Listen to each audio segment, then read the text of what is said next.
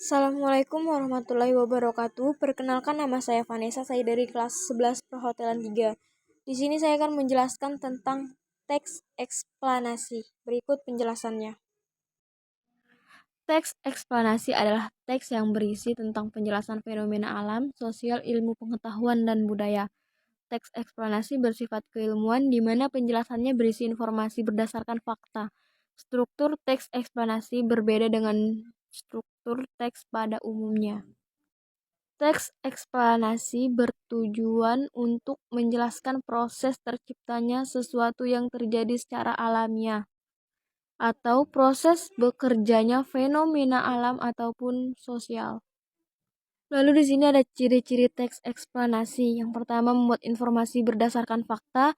Yang kedua, berisi informasi yang bersifat keilmuan. Tiga, menjelaskan proses terjadinya fenomena alam atau sosial.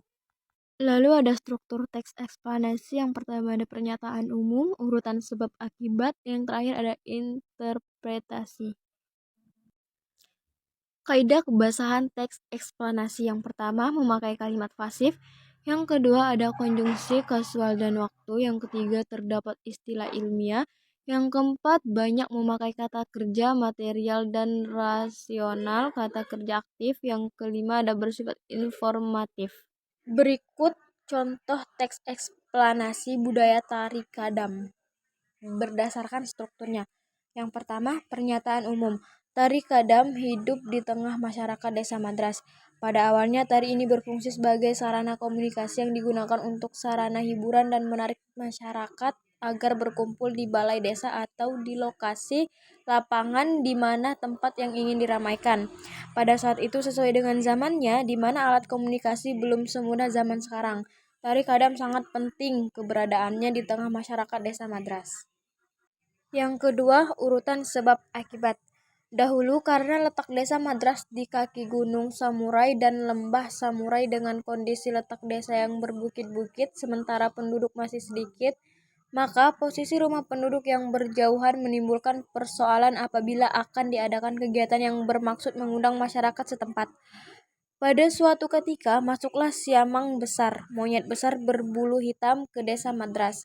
Seketika, masyarakat ramai berkumpul karena masuknya siamang monyet besar tersebut ke desa mereka.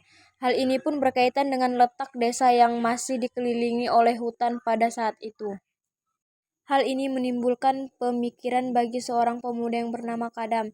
Selanjutnya, ketika ada suatu keperluan guna menghimpun warga desa, maka Kadam menggunakan baju yang berbuat dari ijuk pohon enau menutupi seluruh tubuhnya dan dengan menggunakan topeng yang terbuat dari pelepah pinang atau upih pinang, ia berjalan di tengah kampung Madras.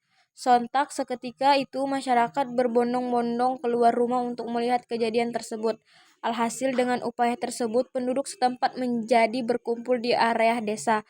Selanjutnya dengan memainkan silat setempat yang disebut silat siamang, Kadam pun mulai beraksi.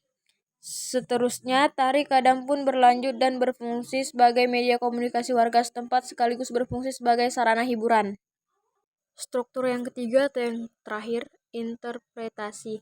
Hal ini juga menandakan bahwa desa Madras adalah sebuah desa subur yang berada di kaki gunung dan dalam lembah Samurai.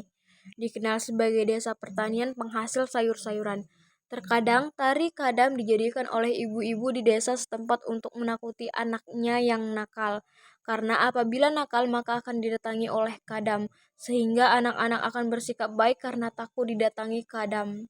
Imajinasi siamang atau monyet besar. Sekian penjelasan yang dapat saya sampaikan. Mohon maaf bila ada kesalahan kata. Terima kasih atas perhatiannya. Assalamualaikum warahmatullahi wabarakatuh.